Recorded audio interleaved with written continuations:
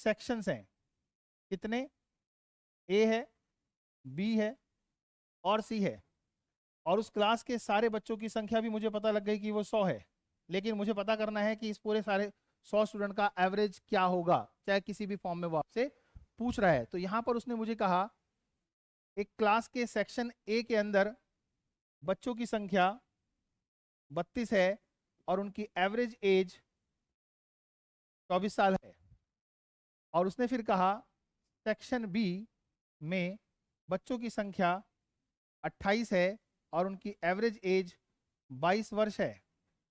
और section C में बच्चों की संख्या 40 है और एवरेज एज 20 ईयर्स है। अब आपके पास सिचुएशन वही है, तीन सेक्शंस की इंफॉर्मेशन को मर्ज करके क्लास की इंफॉर्मेशन को कैलकुलेट करने के लिए किस मुसीबत से बचना है।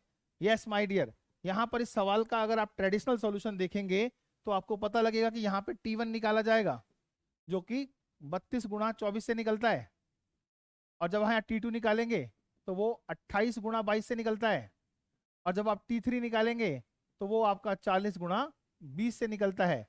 अगर आपने इस सवाल का आंसर किताबों के हिसाब से सॉल्व करना है तो वो वास्तव में T1 plus T2 plus T3, और क्योंकि ये N1 plus N2 plus N3 की जो टोटल वैल्यू 100 मैंने बताई, ये 100 से डिवाइड करके आपको आंसर दे देगा। This is the solution for the average of the class.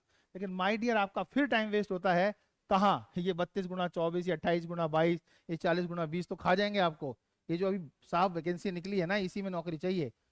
अनुभव कितना बहुत है, लेकिन आपकी उस वैकेंसी तक आपको पहुंचाने के लिए सॉल्यूशन से ज्यादा जरूरी है सेविंग ऑफ टाइम।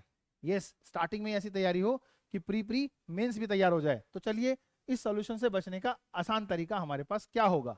मैं कहूंगा कि ये जो फिजूल का काम मैंने लिख दिया, मुझे नहीं बताना चाहिए, मुझे इसको छोड़ देना चाहिए।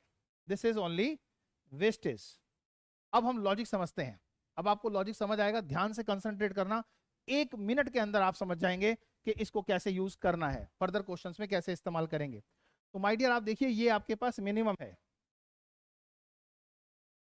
राइट, और ये एवरेज का मैक्सिमम है। तो आपको ये समझ आ गया कि आपका जो आंसर आएगा वो 20 और 24 के बीच में ही कहीं ना कहीं आएगा। अब वो 20 से ज्यादा होगा और 24 से कम होगा, तो अगर आप आधार 20 लेके चलोगे तो सब कुछ प्लस होने की स्थिति में रहेगा, और अगर 24 लेके चलोगे तो सब कुछ कम होने की स्थिति में रहेगा। तो एक काम करते हैं, कुछ प्लस कुछ माइनस, कुछ ज्यादा कुछ कम के लिए 22 की बात करते हैं। तो हमारा जो एवरेज है वो या तो 22 से ज्यादा हो सकता है या कम हो सकता है, क्योंकि 22 के लेवल पर ये वैल्यू इसे नीचे ले जाएगी और ये वैल्यू ऊपर ले जाएगी। तो लॉजिक समझते हैं, यहां से रिड्यूस हो गया कितना, 2 की कमी आई तो एवरेज गिरेगा कितना, 40 मदों पर -2 होने से ये एवरेज गिरने लगेगा और माइनस की टर्म 80 हो जाएगी। बट आप जब यहां देखेंगे तो यहीं पे आपको +2 दिखाई देगा, लेकिन उसको इंक्रीज करने वाली टर्म्स होंगी 32, यानी कि 32 दूनी 64।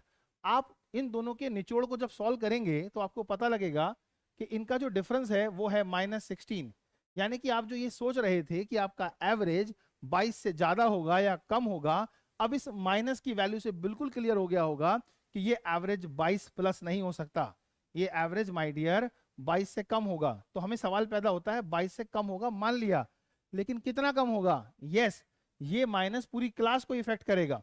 तो जब आप इस -16 को डिस्ट्रीब्यूट करेंगे 100 स्टूडेंट में इन द क्लास, तो what will be this value? This value is -0.16।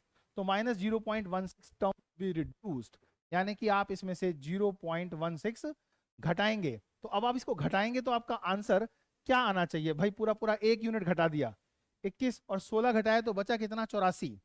तो आंसर आया 21.84। Yes, the answer is 21.84। Number of students are attending the class and slowly you will feel that कि जो class में बच्चे 500 हैं वो 700, 800, 900, पता नहीं कितने स्टूडेंट रेगुलर बेस पे जुड़ना शुरू हो जाएंगे अगर ये क्लास 7 बजे से 7:45 तक रोज मिलने लगे। इवन आपकी ही डिमांड आ जाएगी, सर टाइम थोड़ा सा और एक्सटेंड कर दो। तो इसको एक्सटेंड करने के लिए हम कोशिश करेंगे कि 7 से थोड़ा सा नीचे ले आए, राइट। लेकिन अभी नहीं, अभी जरा देखते हैं कि आप सही मायने में कितने रूटीन में आकर यहाँ पर चीजों को सीखते हैं। तो यू अंडरस्टूड दिस क्वेश्चन कि अब अगर कोई 2 ग्रुप हो जाए, 3 ग्रुप हो जाए, 4 ग्रुप हो जाए, कोई इश्यू नहीं है। बिल्कुल कोई इशू नहीं है, आप